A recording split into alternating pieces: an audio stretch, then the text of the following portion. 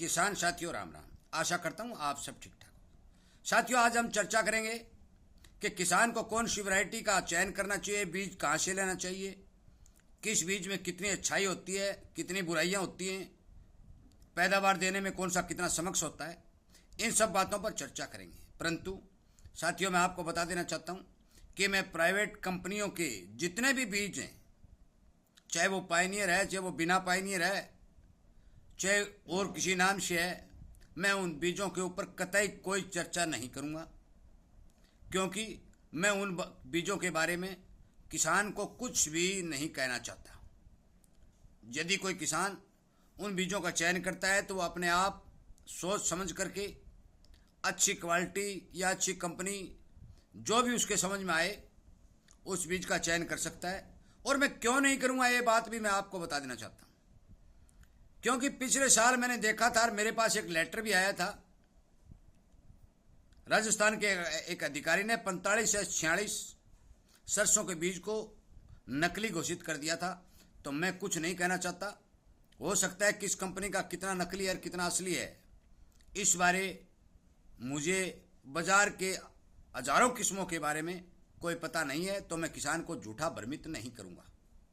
परंतु जितनी भी वैरायटियां हमारे यहाँ अच्छी पैदावार देने में समक्ष हैं और हर तरह की वैरायटी चाहे वो कहाँ की भी हो उसे टक्कर भी दे रही हैं और किसान को पैदावार भी अच्छी दे रही हैं, और सबसे बढ़िया से बढ़िया वैरायटी भी मैं आपको बताऊंगा। इनमें क्या कमी है, क्या खास बातें हैं, वो भी मैं आपको बताऊंगा। और इसी तरह के ज्ञानवर्धक वीडियो में किसान को सचेत और सावधान करने के लिए साथियों इस चैनल के ऊपर बनाकर आपके लिए डाल रहा हूं। और मेरा केवल और केवल एक उद्देश्य है कि किसान बीज का चुनाव सही करे, समय पर बिजाई करे, ताकि ज़्यादा से ज़्यादा पैदावार ले सके। और इसीलिए मैं आपसे निवेदन करता हूँ, प्रार्थना करता हूँ कि आप इस चैनल के साथ जुड़ करके इसके सामने वाली घंटे का बटन दबा करके मेरे द्वारा दी गई जानकारियों का पूर्ण रूप से फायदा उठा सकते हैं। साथियों कोई झूठी जानकारी नहीं है। मुझे खेती करते 40 वर्ष हो चुके, मेरी दाढ़ी धोड़ी हो गई है, मैंने हर वैरायटी का चयन करके देखा है। इसलिए मेरे वीडियो को पूरा सुने और गौर से सुने। मैं आपको बता देना चाहता हूं कि हिसार यूनिवर्सिटी की 3 वैरायटियां जो पहले चल रही थी, RS30, उसके बाद 749 आई, उसके बाद 725 आई, और अब की बार 1947 आने वाली है, जो बीज मेले में शायद अब की बार किसानों को मिलेगा। जो मैंने बीज मेले के बारे में जानकारी किसानों को दी थी उसमें बता भी दिया था। 3 वैरायटी तो पहले थी, एक ये होगी 4, 2 वैरायटियां भरतपुर यूनिवर्सिटी राजस्थान की जो सरसों का रिसर्च सेंटर है, भारत का सबसे बड़ा रिसर्च सेंटर है, उसकी 2 वैरायटी है, एक गिरिराज है और एक राधिका है। इन 6 वैरायटियों के बारे में मैं आपको ठीक बताने जा रहा हूं। साथियों RS30 का आप सभी किसानों को पता है कि वो 1 नंबर की कामयाब वैरायटी, चाहे बिरानी क्षेत्र हो चाहे नहरी क्षेत्र हो, कामयाब वैरायटी है। रोग के प्रति पूर्ण रूप से सहन शक्ति रखती है। चाहे कितनी धुंध आ जाए, चाहे कितनी सर्दी पड़ जाए, तो भी वो वैरायटी खाली नहीं जाती, किसान को पैदावार देती ही देती है। नंबर 1। नंबर 2 बात करते हैं 749 की। साथियों 749 नहरी क्षेत्र के अंदर तैयार की गई थी, परंतु इस सरसों की हाइट बहुत ज्यादा और पत्ते बहुत ज्यादा बड़े होने के कारण इस वैरायटी के अंदर फंगस का अटैक बहुत ज्यादा देखने को मिलता है। यदि मौसम खराब रहता है तो इस सरसों का झाड़ कम निकलता है। वैरायटी अच्छी है, परंतु यदि मौसम ठीक रहता है, अनुकूल रहता है, तो फिर यह अच्छा झाड़ देने में पूर्ण रूप से समक्ष है। ज्यादा हाइट हो जाने से ये बढ़वार पर चलती रहती है, आखिर में जाकर के फलियों पर आती है। उस समय यदि मौसम थोड़ा बहुत खराब हो जाता है तो किसान को इतनी अच्छी पैदावार नहीं देती। ये इस वैरायटी में कमी है। तेल की मात्रा 42% तक है, पैदावार देने की क्षमता भी 12 कुंटल तक है, परंतु मौसम खराब होने पर इसकी पैदावार फंगस आने से घट जाती है। अब बात करते हैं नंबर 3 725 की। 725 सरसों की वैरायटी एक कामयाब वैरायटी सिद्ध हुई है साथियों।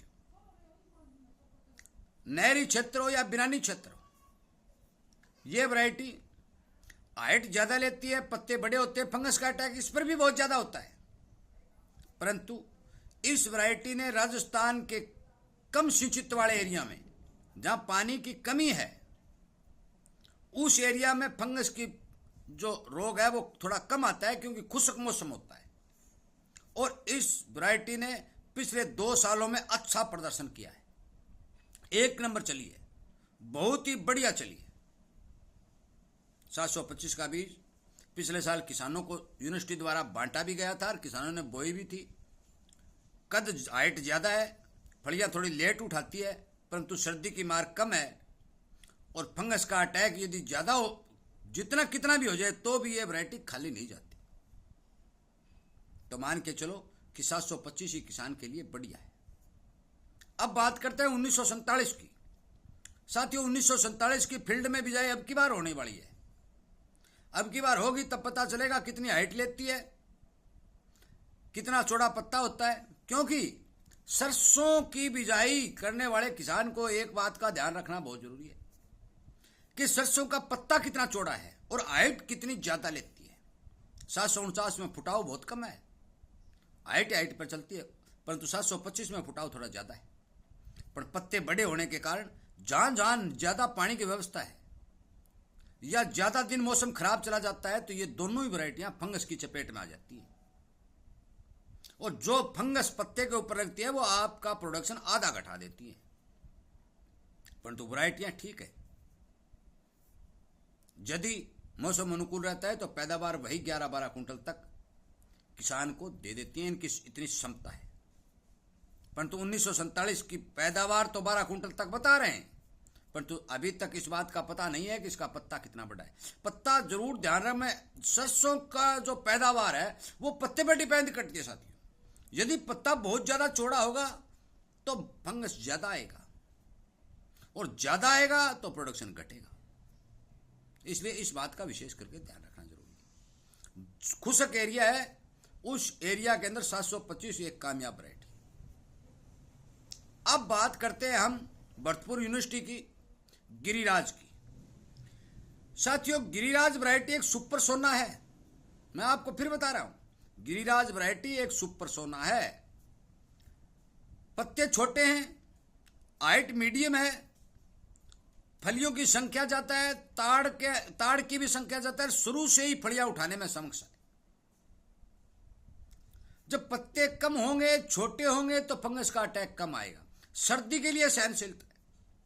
और भरतपुर एरिया के अंदर ये अच्छी निकलने का सबसे बड़ा कारण है कि वहां की जमीन के अंदर बेशक खारा पानी हो, फिर भी ये वैरायटी सूट करती है, अच्छी निकलती है।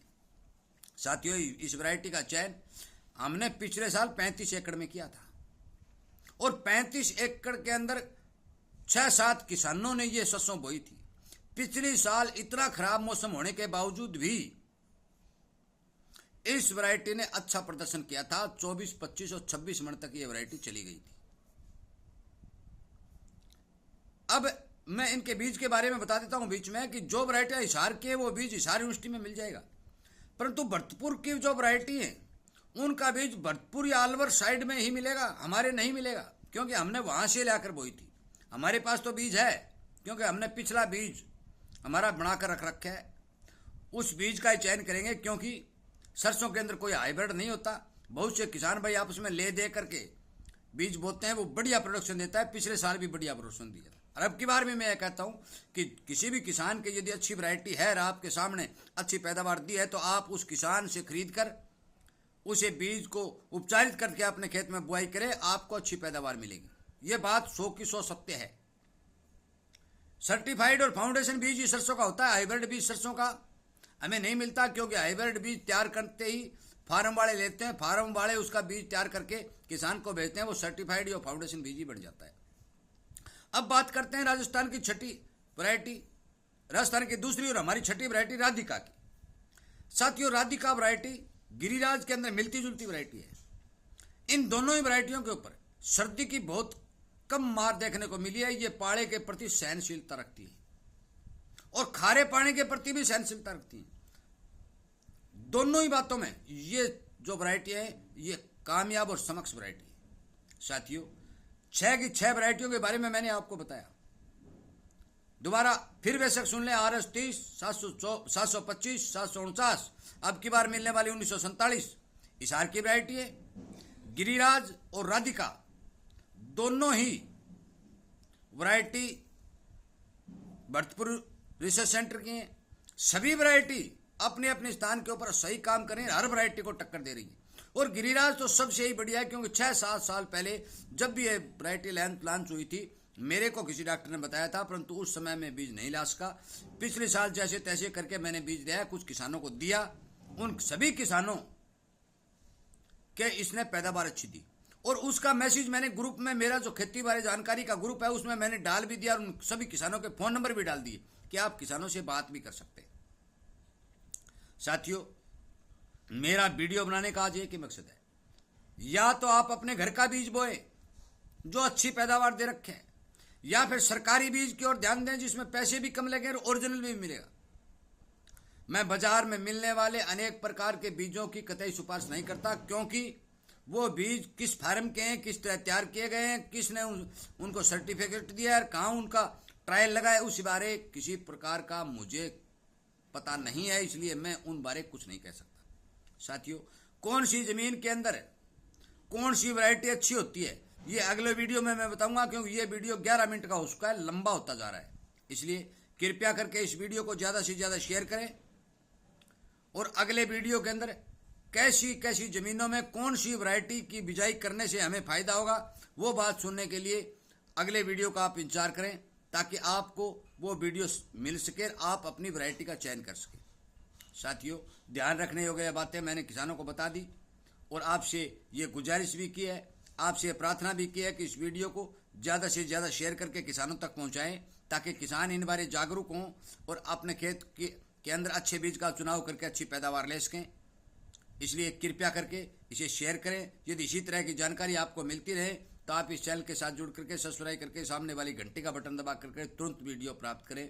साथियों, वीडियो सुनने के लिए, किसानी चैनल को प्यार देने के लिए और अपने मित्रों तक शेयर करने के लिए, लाइक करने के लिए, और यदि आपका कोई प्रश्न है तो प्रश्न करने के लिए आपका बहुत बहुत धन्यवाद।